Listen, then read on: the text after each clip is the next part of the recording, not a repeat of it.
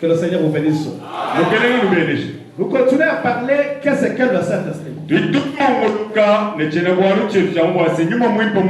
pourquoi cela nous a-t-il été donné? Et comment recevoir le Saint-Esprit? Comment savoir si je l'ai ou pas? Quel est le résultat qu'il produit lorsqu'il vient? C'est un enseignement tellement doctrinal. Ce sont les enseignements de la doctrine de l'Église. C'est ce que vous devez comprendre là. Puisqu'il y a une grande différence entre le Saint-Esprit et les dons du Saint-Esprit. C'est là où les pentecôtistes seront tout mélangés. C'est ce que Paul me dit ceci. Si l'Église n'a pas une doctrine, il n'y a pas une Église. Amen. Qu'est-ce qu'on appelle une doctrine? Ce sont l'ensemble de tous les points fondamentaux. Qui constitue une certaine croyance. Par exemple, pourquoi nous ne sommes pas une dénomination? Comment je suis contre les religions organisées?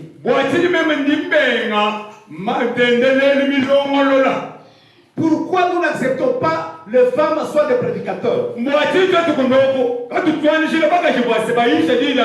Pourquoi nous baptisons les gens par immersion?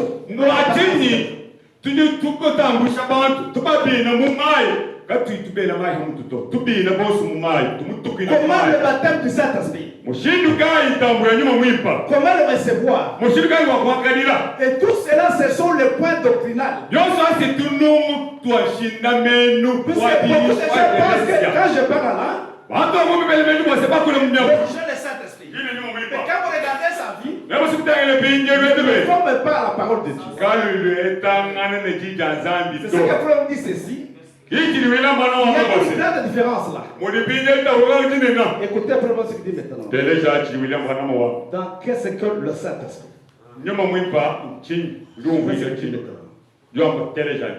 Il dit ceci. Je parle de paragraphe 5, je descends peut-être. Nous avons essayé d'amener les gens dans une meilleure communion avec Christ.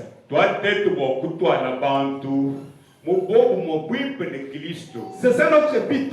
C'est pourquoi j'ai choisi ce sujet. Qu'est-ce que le Saint-Esprit?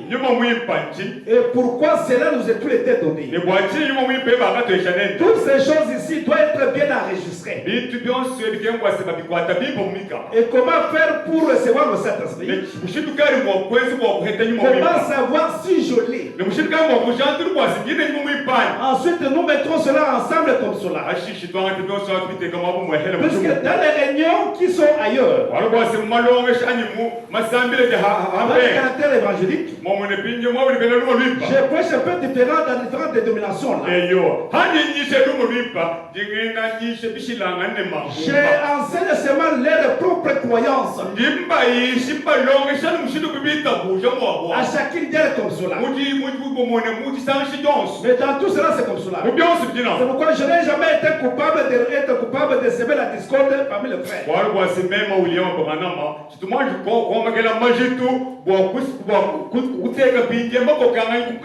Mais dans cette tabernacle-ci, je parle de ce que nous croyons. Par conséquent, si vous ne comprenez pas cela, je serais très content de m'envoyer un petit lettre là. Une petite note de me poser une question.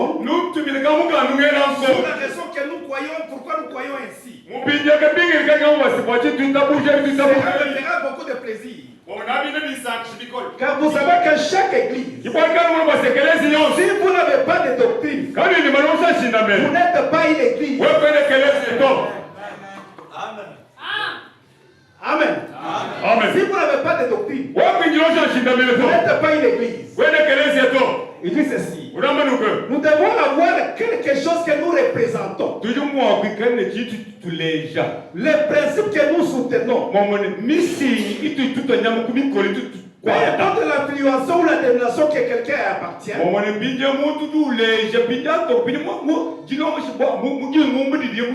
Si quelqu'un, quoi que ce soit, il est dans une dénomination. Mais si il est né de l'Esprit de Dieu, il est mon frère. Elle est ma soeur. Cela ne peut pas nous séparer. Voyez-vous alors? C'est de toute façon que nous comprenons cela. Peu importe ce qu'il croit. Si nous sommes en désaccord sur les Écritures, mais s'il est né de nouveau, il est mon frère, il est ma soeur. C'est ça qu'il faudrait comprendre là. Je peux avoir la meilleure marche, comment l'aider davantage. C'est ça le vrai, véritable chrétien qui peut faire la même chose pour moi. C'est ça que vous devez comprendre là. Ce sont les principes doctrinaux. Écoutez ce qu'il dit maintenant. Dans question-réponse 959 soir. Il dit ceci. Je prends paragraphe 12, je descends. Alors, c'est ça que nous parlons de la doctrine ce matin. Je vois que nous avons beaucoup de questions à savoir sur cela. Et enseignant, je dois répondre à cela. Selon la doctrine que nous soutenons dans cet tabernacle. Si il m'arrivait à voir cela contrairement à d'autres frères, alors que cela n'est pas, cela est à l'accord, c'est ça que nous croyons chez nous ici. Nous n'avons pas à faire des histoires ici, mais en tant qu'une église. Que le Seigneur bénisse. Je remercie d'abord le frère qui nous a beaucoup aidé à cette église. Que Dieu le bénisse davantage. Que le Seigneur bénisse. En tant qu'église, une assemblée, nous devons avoir les doctrines que nous soutenons là. Cette doctrine que nous soutenons, au lien de notre connaissance, c'est la parole de Dieu. C'est une vérité de Dieu. Nous pouvons avoir le droit de voir le Père différemment des autres. Mais il n'y a pas de problème là-dessus. Si quelqu'un me pose une question, concernant certaines questions sont difficiles à répondre. Mais voilà ce que je fais toujours. J'essaie de traiter une question. Si c'est une question que quelqu'un demande, ça doit être une écriture. Il peut dire cette écriture un peu différente de ce que l'écriture dit. Mais ça doit être une écriture sur une écriture. Puisque une écriture, elle est parfaite comme Dieu est infini.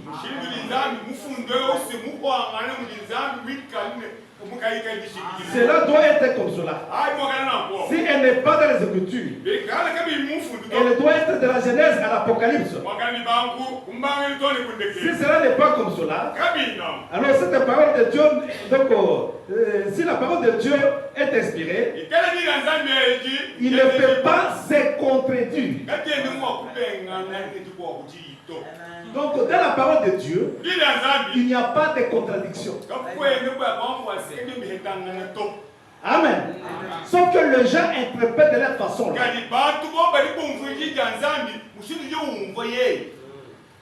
Ce qu'il aime, c'est ce qu'il sait s'interpréter comme cela. C'est pourquoi de tout le temps c'est comme cela. Ce sont les enseignements de base. Parce que pourquoi ne sont pas d'abord une dénomination? Puisque la dénomination, d'abord ce n'est pas ce qui traite. La dénomination sépare de frères. Nous sommes interdénominationnels. Amen. Amen. Puisque de tout le temps que vous devez savoir. Pourquoi nous ne sommes pas une dénomination? Puisque vous devez comprendre cela. Écoutez un peu la scripture. Il dit ceci. Dans le baptême du Saint-Esprit. Pour le nom de Jésus. Écoutez ce qu'il dit maintenant. Je parle à Baka pour 8 9 8 Nous voyons dans cette doctrine, il se peut qu'on pourrait être un peu très étrange. Peut-être que vous ne serez pas d'accord avec ceci. C'est ce que nous croyons. C'est ce que la Bible nous dit. L'enseignement sera de telle manière. Pourquoi nous ne sommes pas une domination? Mais nous sommes une organisation parce que nous sommes une église. Nous ne sommes pas une dénomination. Parce que la dénomination, d'abord, elle élève une barrière.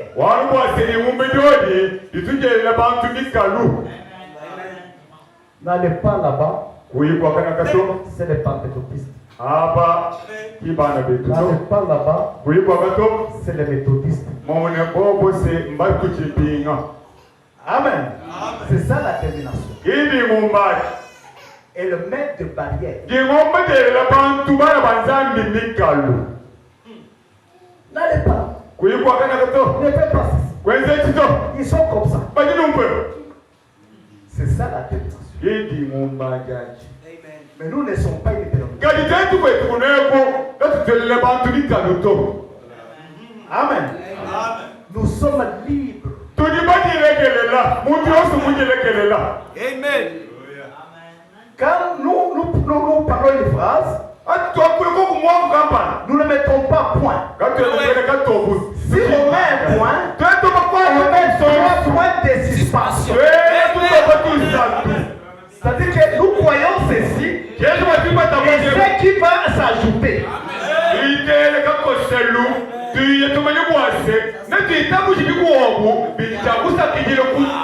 Puisque l'évangile marche, il n'est pas stationnaire. Il est en train de marcher. Pourquoi, si on ne met pas le point de suspension, nous mettons un point virgule. Amen. Mais la domination, elle, qu'est-ce qu'elle fait? Quand elle met un point, il ne peut pas dépasser là. Parce que c'est un point là-bas. Voilà pourquoi nous ne sommes pas une dénomination. Nous avons beaucoup de choses à vous dire. À discuter les raisons pour lesquelles nous n'acceptons pas les femmes d'être prédicateurs. Amen. Mais dans les dénominations, vous verrez les femmes prédicateurs.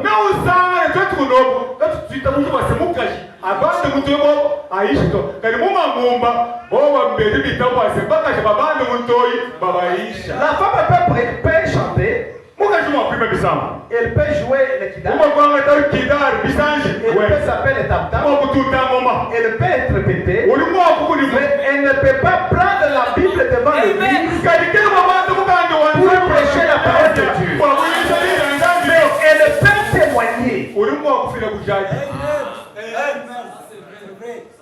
Vous comprenez? Mais la dénomination, elle n'est pas comme ça. C'est pourquoi ils ont ajouté certaines choses. Pourquoi nous n'acceptons pas des femmes prédicateurs? Pourquoi nous croyons au baptême du Saint-Esprit? Pourquoi nous croyons comment le baptême du Saint-Esprit peut s'opérer? Et comment agir quand le Saint-Esprit arrive? Toutes les semences du serpent, toutes ces choses, c'est ce qui constitue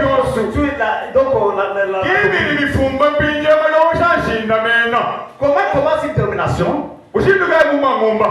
Comment commence une termination? C'est quelqu'un qui reçoit une petite révélation. Un son. Une vision. Dieu m'a donné un don. Déjà il s'est fait prophète. Déjà commence à venir nombreux. Il commence à commencer une église. Voilà, la révélation commence comme ça. Les gens tombent dans le fanatisme. Et ça commence cette domination-là. C'est ça que quelqu'un a dit à Madame. J'ai vu une soeur qui était prédicateur aux États-Unis, qui prêchait l'évangile, mais il a déjà divorcé 4 fois. Deuxièmement, il a laissé notre mari, il a chassé. Et il s'est marié à une autre. Il a dit, mais cette femme-là, elle a des visions, elle a des prophéties. Madame, elle est remplie du Saint-Esprit. J'ai demandé maintenant, comment qu'elle est remplie du Saint-Esprit? Elle fait de pareilles choses. Quand je demandais cela, je fait voir un son. Ma femme est allée se commettre l'adultère quelque part. Puis elle est venue là-bas, elle dit que pardonnez-moi. J'ai dit, je l'ai pardonné. On m'a posé la question. Pourquoi tu m'as pardonné facilement comme ça? Alors que non, je te pardonne, c'est pas comme ça. Le Seigneur m'a dit, pourquoi tu as pardonné comme ça ta femme? Je pardonne cette femme-là. Il a dit que quand il a dit cela à Frère Branham, qu'est-ce que Frère Branham a dit? Votre rêve est juste. Est bon. Mais cela n'est pas venu de Dieu. C'est le diable qui vous a inspiré. Amen. Puisque l'urim est timide, c'est la parole de Dieu. Si tu songes là, ne se marie pas avec la parole de Dieu. Cela ne vient pas de Dieu.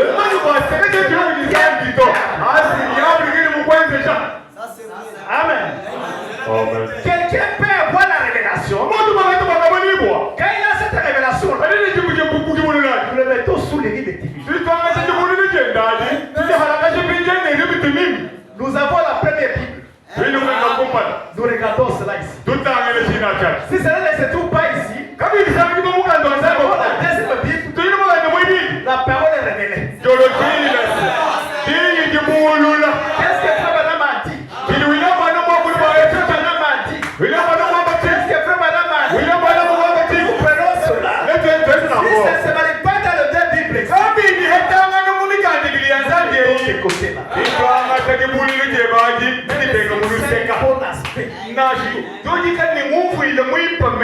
c'est quoi que ça soit. Puisque Satan c'était l'imitateur. N'importe quoi. C'est ça que vous devez comprendre. Plus que beaucoup de gens, quand ils reçoivent la parole de Dieu, ils s'organisent. Quand ils s'organisent, ils bloquent la bénédiction de Dieu. Mais Dieu n'est plus là.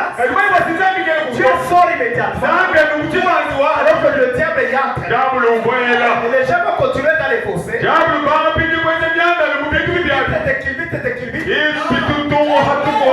Déjà en enfer.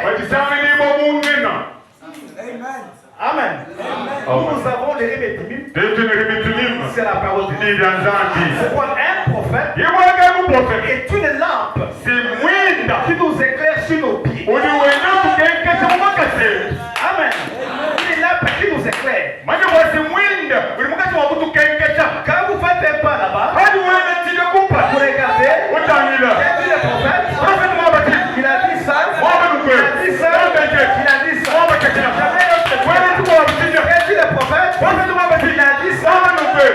ça, il a dit ça. Quand vous n'avez pas de prophète, c'est un véhicule sur la montagne qui n'a pas de frein. On doit crier pour y mettre les calés.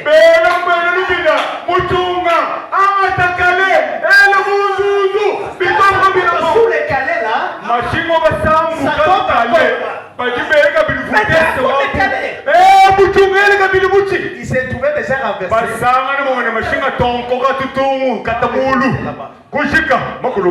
Amen. C'est pourquoi un peuple qui n'a pas un prophète, c'est un vécu qui n'a pas de frère. Amen. Le prophète, c'est celui qui nous éclaire. C'est lui qui nous montre la vérité. Celui qui voit la colère à venir de Dieu. Faites cela. Faites ceci. Ne fais pas cela. Pourquoi cela? Ce n'est pas dans la parole. Voilà les rimes et on voit dans la parole. Si ça se correspond, nous adoptons cela. Si cela ne vient pas de Dieu, je n'ai pas la parole. Amen. C'est là que Frère me dit ceci. Ce message ici ne sera pas une dénomination, mais les gens se constituent les dénominations.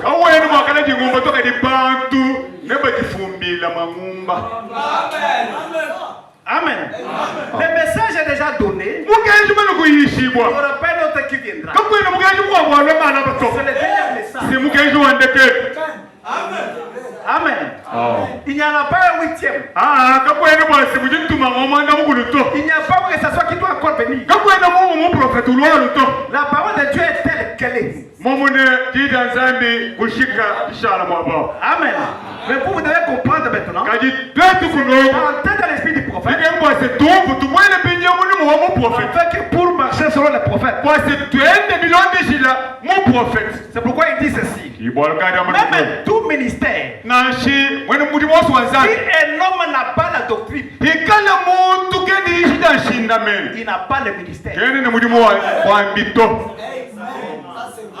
Le ministère, c'est la doctrine. C'est l'élément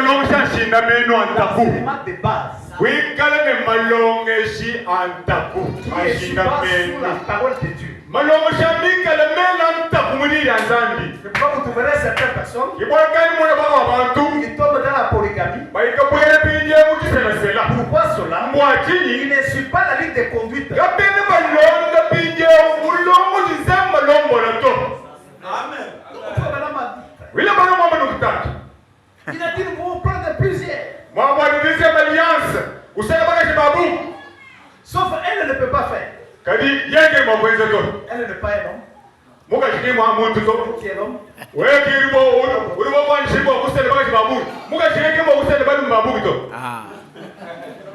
Voilà ce qui est. Amen. C'est manque de la révélation. Parce que les gens se retirent leur intérêt.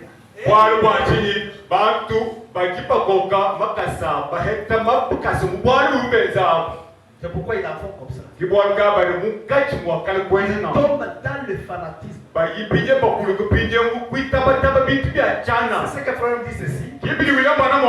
Beaucoup de gens reçoivent les esprits les uns des autres au lieu du Saint-Esprit.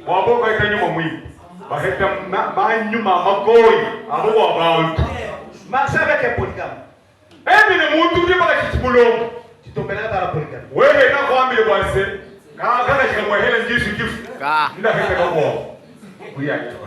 Il va vous donner des citations là, il vous trompe.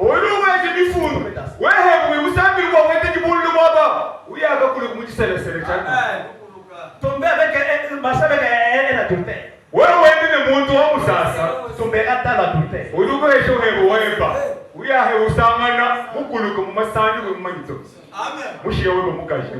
de recevoir le Saint-Esprit, les gens se donnent les esprits les uns.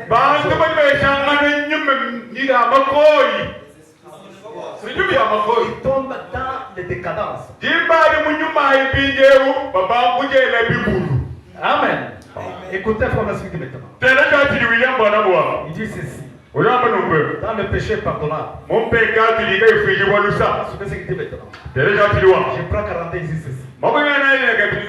C'est comme je l'ai dit ce matin. Je les soutiens encore présentement.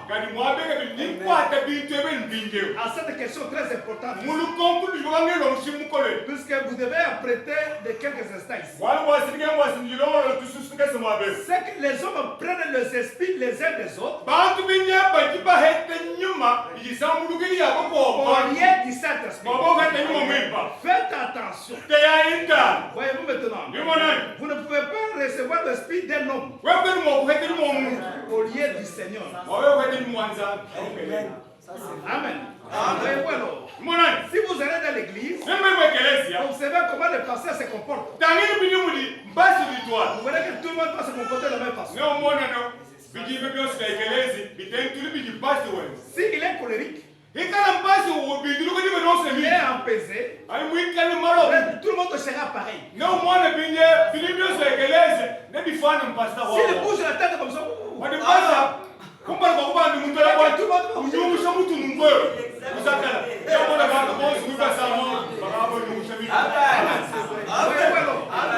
si vous entrez là, vous remarquez ils sont sauvages. Ils sont sauvages et fanatiques. Les gens seront pareils. Amen. C'est ça que vous devez comprendre. Mais s'il se tient à la parole, vous verrez que tout le monde se tient à la parole. Amen.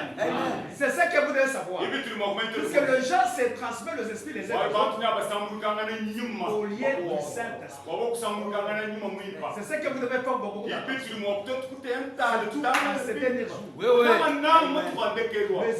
Les églises ont des esprits. Amen. Ils ont des esprits.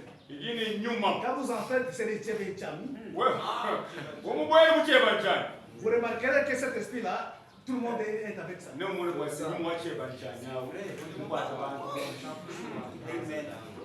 Amen. Pourquoi ça? Ce sont les esprits qui entrent dans les gens. C'est pourquoi frère m'a dit ceci. Vous devez faire beaucoup d'attention. Au lieu d'avoir le Saint-Esprit, mais vous recevez les esprits les uns des autres.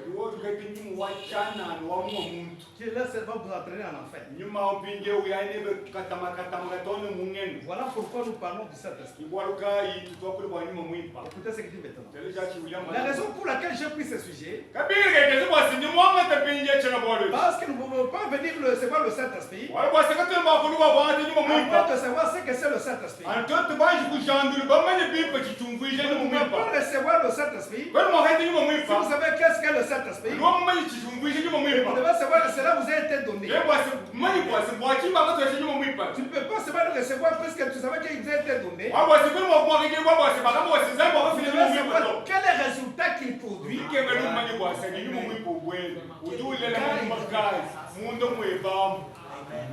Amen. Vous devez le savoir. Quand il dit quel est le résultat qu'il produit. Quelle marche que tu auras. C'est ce que vous devez savoir. Puisqu'il dit que nous, il y a une grande différence entre un chrétien tout court et un chrétien rempli du Saint-Esprit. Un chrétien tout court, c'est quelqu'un qui fait la profession, qui n'est pas encore parvenu. Amen. Il s'efforce de parvenir. Le Saint-Esprit n'est pas encore entré en nous. Pour qu'il soit reconnu par Dieu. Amen. C'est comme dans le naturel. Votre femme est grosse. Est-ce que vous connaissez le nom de cet enfant? Non. Vous connaissez le sexe? Vous connaissez le sexe? Non. Tu ne connais pas encore. Elle s'efforce de parvenir. Elle n'a pas encore eu un bébé. Quand elle donne un enfant, c'est là que tu sauras que c'est un garçon. C'est la même chose comme ça. Donc Dieu ne vous a pas encore reconnu.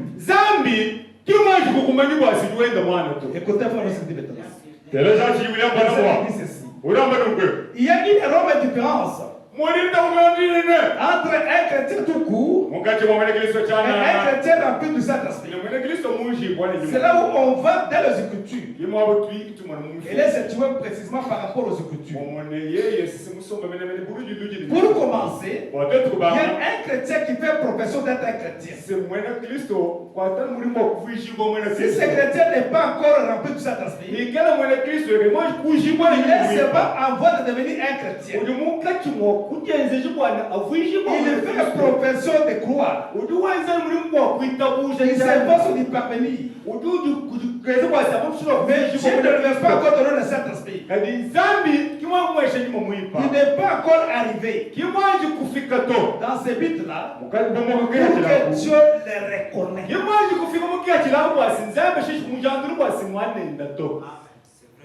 Pour que Dieu reconnaisse que j'ai un fils.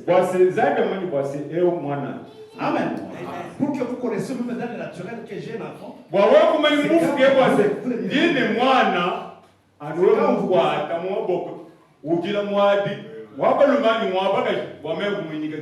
Amen. C'est la même chose avec Dieu. Donc dans tous les cas, c'est comme cela. Jusqu'à ça que vous n'avez pas encore reconnu la chose. Pourquoi vous devez savoir cela? Vous êtes en voie de devenir chrétien. Puisque pour naître de nouveau, ce sont les trois processus que nous avons parlé. Il y a la justification.